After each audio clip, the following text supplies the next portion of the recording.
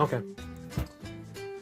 So, number 10 tells us that there is a sphere of radius b that has a central cavity of radius a, and it has a charge plus q dispersed evenly uniformly distributed throughout the solid volume of the sphere. And so part A asks us to find the charge density per volume. So as you know, rho is equal to q over v, and we already know that it's charges plus q, so that's fine. And now I just need to find the volume. Volume, as you guys know, of a sphere is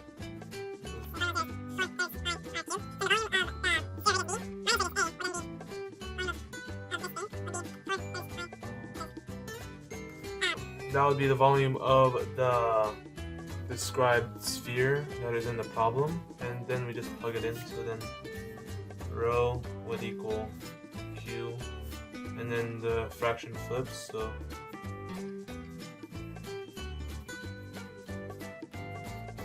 and there you go. That is part A.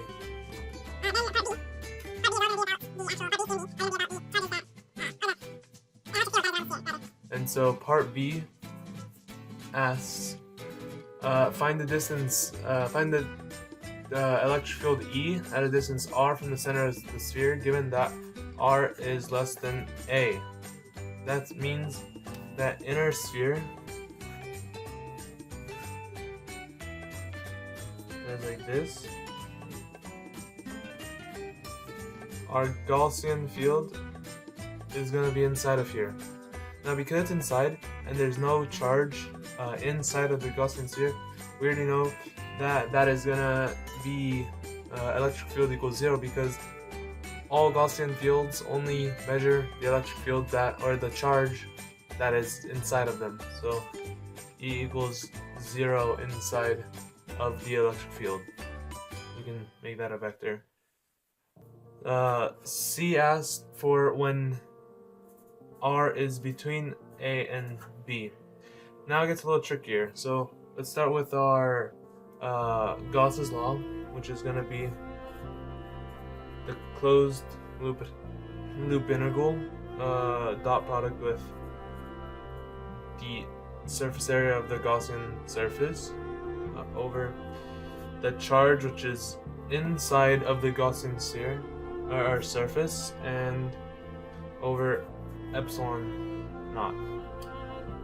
And so we know because we're just working with spheres here, electric field is gonna stay constant, so you can just pull that out. And then we have its surface area. Well, because the surface area of a sphere R is just gonna be 4 pi r squared. And then we know Q inside, so this is based now off of its charge density.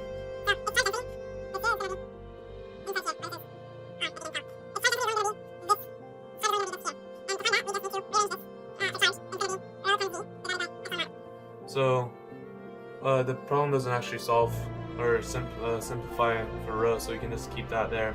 The volume of the sphere R is going to just be 4/3 pi r cubed. So then we can simplify E equals, or that minus the sphere A, because there is nothing inside of it.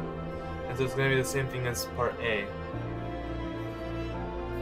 Times 4/3 pi r cubed minus A cubed over epsilon naught times 4 pi r squared. And so the 4's cancel, the pi's cancel, and then we can just simplify for E, which equals epsilon times r cubed minus A cubed over 3 epsilon r squared.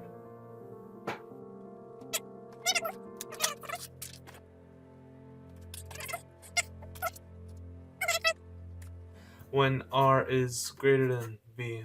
And this is pretty easy because now the charge actually doesn't change because the Gaussian surface is already going to be outside of the sphere which is charged. So then we're going to start with our Gauss's law. So closed loop of electric field times dA is equal to Q over epsilon naught. And we already know the charge Q is going to stay constant because the whole charged sphere is already engulfed by the Gaussian surface. So that just stays as Q, and we just pull out the surface area and the electric field. So the electric field stays constant because it's a sphere and it's acting as a point charge times 4 pi r squared for the surface area equals Q over epsilon naught. And then we just simplify it. E equals Q over 4 pi epsilon naught r squared. And going back to these problems, part C and D, and B, we also need direction because these are vectors, right? And because, so for part B, there is no direction because the magnitude is 0. For part E, there is going to be direction because the Gaussian sphere, as you can tell here,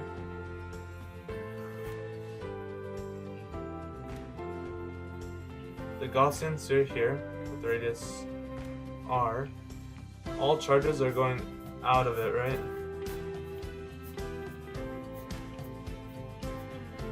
So then it's going to be outwards, and same for this guy because we have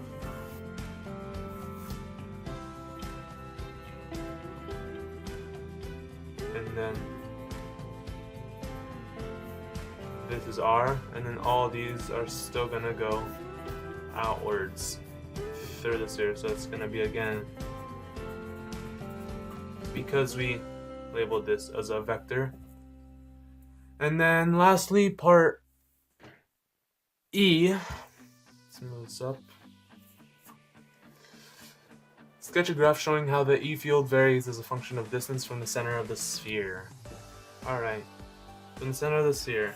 So E field as a function of distance from the center of the sphere. So the center of the sphere, the distance from the center of the sphere, that's going to be R, right here. This is 0.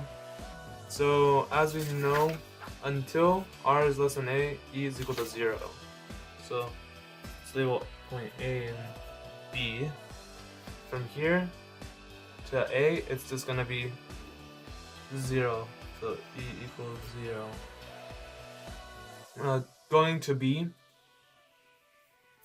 looking at this equation, basically it is r cubed over r squared, and it varies thus proportionally to r.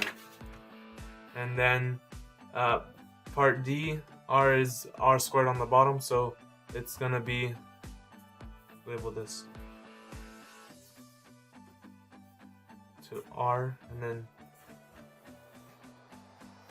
E is gonna vary inversely to r squared. So then